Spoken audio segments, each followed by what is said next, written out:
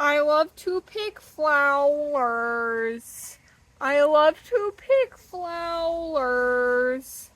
I love to pick the flowers.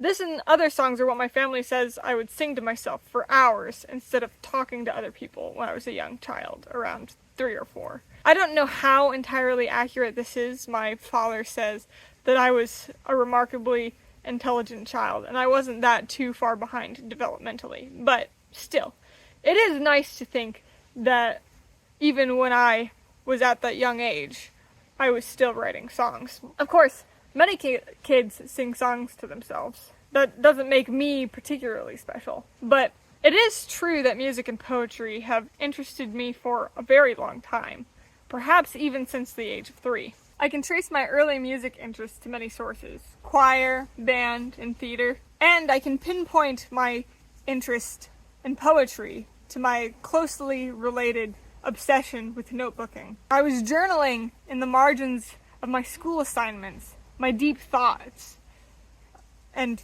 rhyme schemes, even before the age of 13. And when I turned 14, I was gifted a guitar. In the coming months, I began to marry my love of poetry and music. I experimented with things I was learning from guitar tabs and Dodie. In short, I began writing songs. The first song that I ever made was called Slope Triangle, and it went something like this. It's a slope triangle,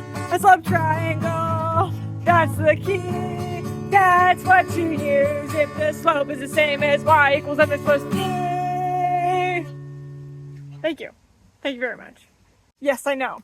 Riveting. I tried to make it for a physics project, but I couldn't finish it because, for one thing, I found it embarrassing, and for two things, I didn't know how to finish it. I didn't know enough about chords and choruses to feel confident that I could complete it.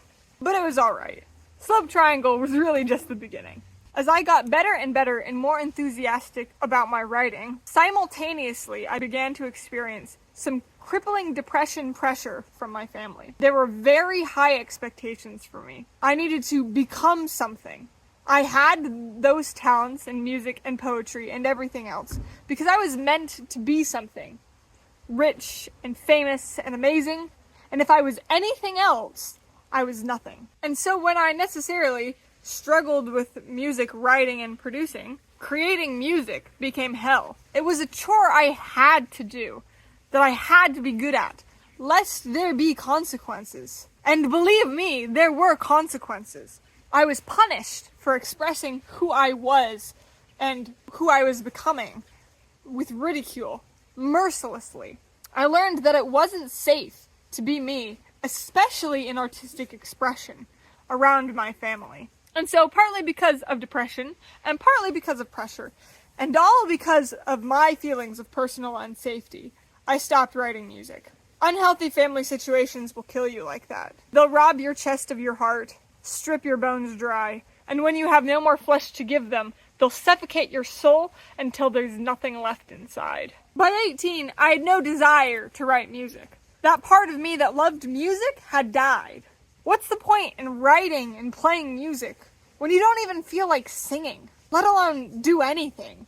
I still wrote poetry. I had been wise in keeping that part of me to myself. I needed to write poetry to survive. And through the chaos that has been my life, survive I have. I'm not going to do a deep dive into everything that's happened, but it is sufficient to say that I've undergone some big changes in my life. One such change is I live with my dad now. That makes my life as different as can be. A change in scenery really does wonders for one's creativity. With that change in scenery, I've learned 2 important things. 1, my love for music and poetry comes from somewhere. My dad and I both love the same kind of music, despite growing up not around him, with barely any communication between us. He has his own silly songwriting, which is inspired by his dad, who sold and played guitars and wrote parodies. I play his guitar even now. They're just like me. So when I play and write music now, I am filled with joy because I'm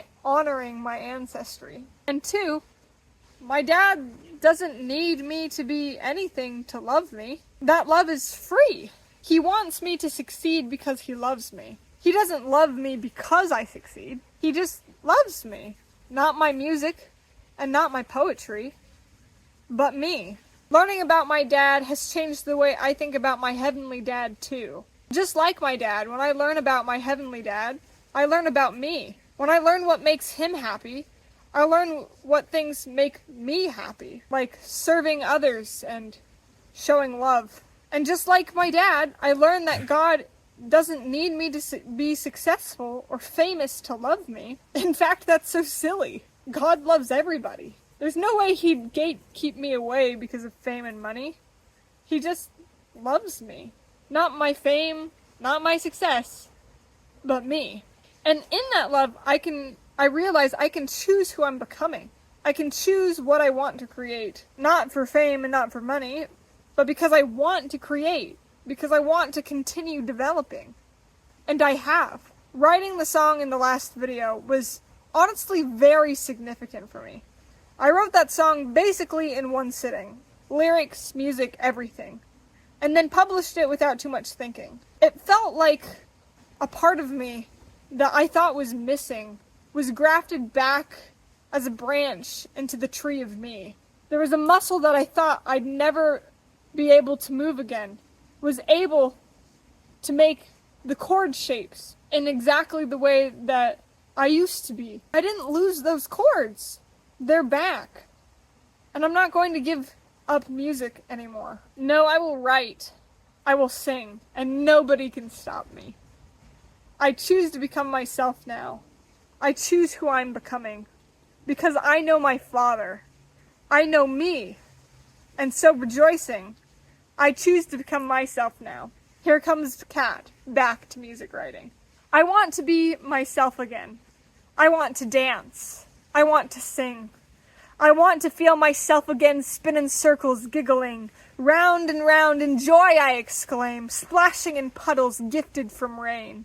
I want to drum my beating heart as a little girl playing with art. Curious eyes wide open, feeling the grass fresh under my feet. I want to bask out in the sun and grow up among the weeds. I am a wildflower, swaying in the breeze. I open up my petals, I extend my leaves. I am ready to be vulnerable and share my simple beauty. I am becoming myself again. I am finally free.